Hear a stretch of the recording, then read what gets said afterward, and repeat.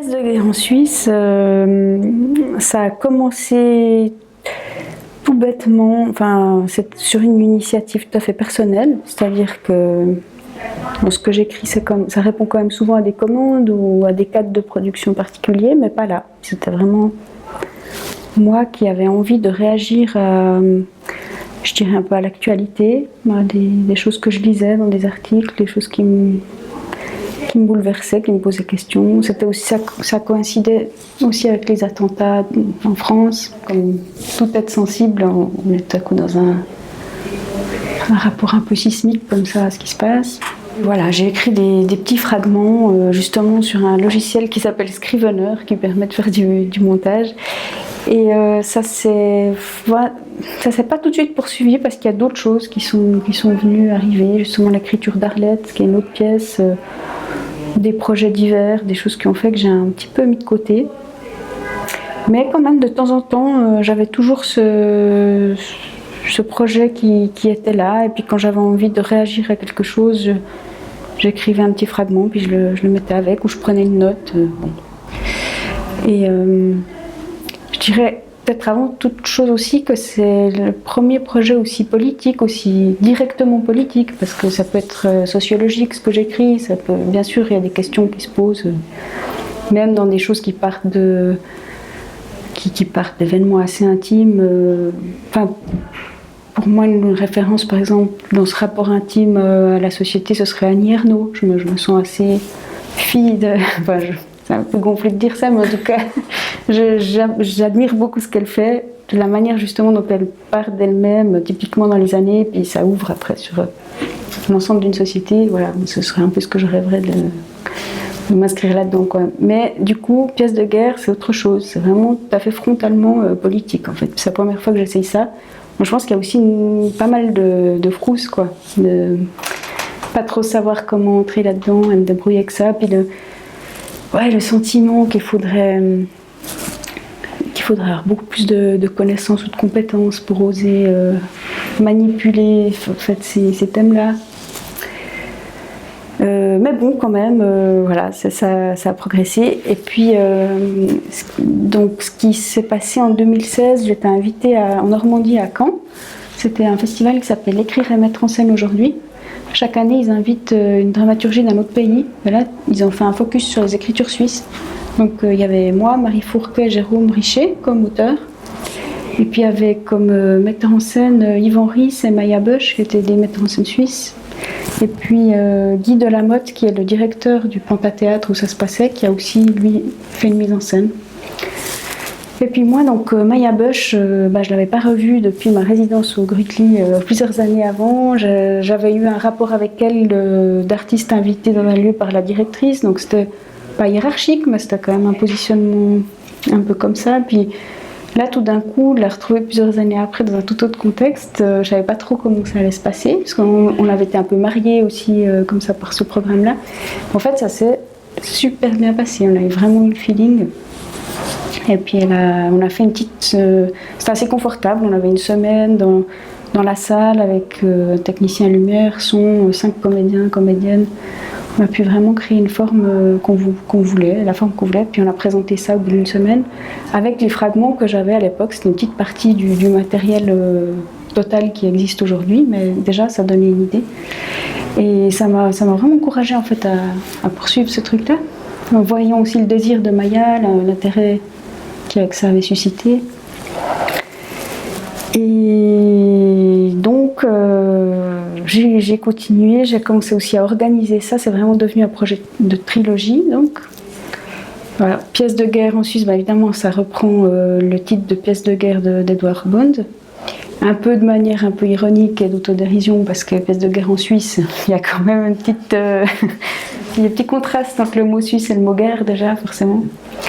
Mais je crois que c'est vraiment un peu ça le centre aussi en fait de cette trilogie. C'est pas vraiment la guerre, parce que évidemment je ne me permettrai pas de parler d'une situation de vivre dans un pays en guerre en vivant en Suisse, mais comment on perçoit le conflit armé, comment on perçoit la violence depuis un point qui vit en paix, en tout cas dans une apparence très paisible, très consumériste, de confort, de sécurité, même à l'intérieur de l'Europe, la Suisse est quand même aussi une exception de prospérité. En même temps, pour relativiser, il y a la pauvreté en Suisse, il y a notamment avec les assurances maladie qui sont privées, qui ne sont pas publiques, enfin il n'y a pas le système de sécu donc, comme en France, donc c'est extrêmement cher et ça met beaucoup de ménages en difficulté. Donc je ne dirais pas non plus que ce gros cliché que les Suisses sont riches, c'est pas vrai non plus entièrement. Enfin quand même, il y a une situation privilégiée. Donc c'est quand même ce rapport-là. Comment on s'imagine la guerre? Qu'est-ce qu'on projette là-dessus? Comment on perçoit des menaces? Est-ce que c'est des menaces fantasmées? Est-ce que c'est des menaces réelles? Qu'est-ce que c'est cette peur? Un peu aussi d'ethnocentrisme, d'ignorance, de montée d'extrême droite qui se généralise aussi, qui est forte en Suisse, avec notamment le parti UDC, très conservateur. Voilà, c'est un peu toutes ces questions-là. Et puis donc il y a la première pièce, elle s'appelle Rétablissement de la peine de mort. C'est une... Je vais déjà dire les 3 titres, après je reviens. Donc Rétablissement de la peine de mort. La deuxième c'est Les ennemis. La troisième c'est Grande paix. Grande paix c'est un titre d'Orbonne justement des pièces de guerre. Et puis, donc, Rétablissement de la peine de mort, c'est comme une extrapolation d'une initiative que l'UDC aurait lancée. Donc, les initiatives en Suisse, c'est la possibilité pour les citoyens, pour autant qu'ils aient récolté 100 000 signatures autour d'un projet politique, la population va être appelée à voter là-dessus. Donc, des initiatives, on en a beaucoup en fait, on vote un peu tout le temps. Donc ce serait cette idée-là que, en plus l'UDC elle a quand même lancé pas mal d'initiatives assez corsées là.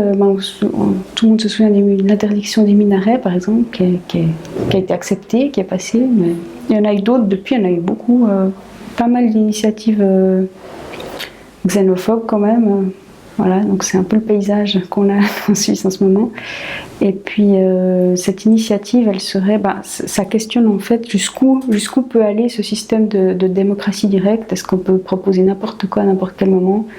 Si on proposait de dire oui à la torture des terroristes, combien de citoyens suisses accepteraient ça en fait? Après le problème aussi au niveau de la Cour européenne, même quand ça va contre notre propre constitution, qu'est-ce qu'on fait en fait avec ces acceptations du peuple d'éléments qui sont anti-constitution? Ouais, voilà, il y a ça. Et puis les ennemis, c'est plutôt des fragments qui questionnent un peu la construction d'un ennemi, justement la peur, comment on se sent menacé, d'être envahi par qui, comment... Qu'est-ce que c'est notre culture pacifique, en guillemets, c'est quoi la neutralité suisse? Mais évidemment, c'est des spécificités suisses, mais j'aimerais bien quand même que ça puisse concerner plus largement le monde occidental. Ouais, pour autant que ce terme veuille dire quelque chose, mais qu'est-ce que c'est en fait vivre, enfin, c'est quoi notre conscience en sachant qu'on va générer de la violence ailleurs dans le monde, sachant qu'on y participe, tout en se mettant un peu la tête dans le sable, en prétendant qu'on ne fait rien de mal. Et puis le dernier, Grande paix, c'est un ensemble de fragments qui vont justement parler plus de l'apparence de paix, de cette tranquillité, comment elle est troublée ou pas. Et puis les ennemis et Grande paix, c'est subdivisé, c'est des pièces qui sont elles-mêmes subdivisées après en segments. Justement, il y a la question du terrorisme, il y a différents aspects comme ça qui sont abordés. En fait, là dernièrement, ce printemps, j'étais donc invitée en résidence à Grenoble par 3e bureau et puis par l'AMC2. Donc j'avais décidé de reprendre ces pièces de guerre. Je me suis dit que c'était le moment. Comme j'avais vraiment 2 mois de temps, c'est un temps quand même, je trouve, confortable pour bien se lancer dans une matière qui était importante. Donc j'ai repris toutes les notes que j'avais en faisant comme des embryons de fragments. Et puis tous les jours, j'écrivais 2-3 fragments comme ça. Donc je relisais pas du tout ce que je faisais. J'ai vraiment produit, un peu en laissant aller. J'avais la chance de pouvoir aller faire des apéros à la MC2 où je pouvais lire en fait des textes qui venaient d'être écrits, c'était pas mal. Pour moi-même entendre ce que j'avais fait, entendre les réactions des gens. c'était une manière déjà de faire exister un peu le truc en dehors de moi. Et maintenant, à ce stade-là, cette résidence est terminée, puis j'ai 350 pages environ. Donc j'ai tout balancé à Maya, et puis je lui ai dit bonne chance, parce maintenant elle est à Mons en Belgique avec des élèves en master théâtre, puis elle travaille sur pièces de guerre justement. Donc elle a choisi de quoi faire un spectacle de 2 heures peut-être à l'intérieur de ça, parce qu'évidemment si on disait tout, je sais pas, ça ferait 7-8 heures de spectacle quoi. Donc je sais pas après, le devenir final de tout ça, est-ce que c'est justement, ça se destine à être un spectacle fleuve? Je sais pas pour l'instant, mais en tout cas c'est une matière qui est très arborescente, parce qu'il y a aussi un procédé, c'est que chaque fois que je pensais à une autre œuvre en l'écrivant, je mettais une note de bas de page, puis je mettais l'extrait. Donc il y a comme une deuxième couche de texte qui se déploie aussi, avec évidemment des auteurs que j'aime, des auteurs qui m'agacent. C'est pas forcément que j'adhère quand je mets en fait un extrait, ça peut être aussi pour opposer ou pour... Donc c'est comme un métatexte par là-dessus qui fait que c'est encore beaucoup plus développé. Bon, en l'état, de toute façon, même si on voulait tout garder, il faudrait que je fasse encore beaucoup d'élagage, etc., que je réécrive, parce que là c'est encore un peu c'est encore du premier jet pour certains. Mais en tout cas, l'essentiel, je pense, c'est que ce soit posé maintenant, ça existe, c'est dans l'ordinateur, et puis on verra ce qui se passe avec ça. Bon, évidemment, j'espère qu'il y aura une production, mais à voir, comme à chaque fois, c'est une aventure.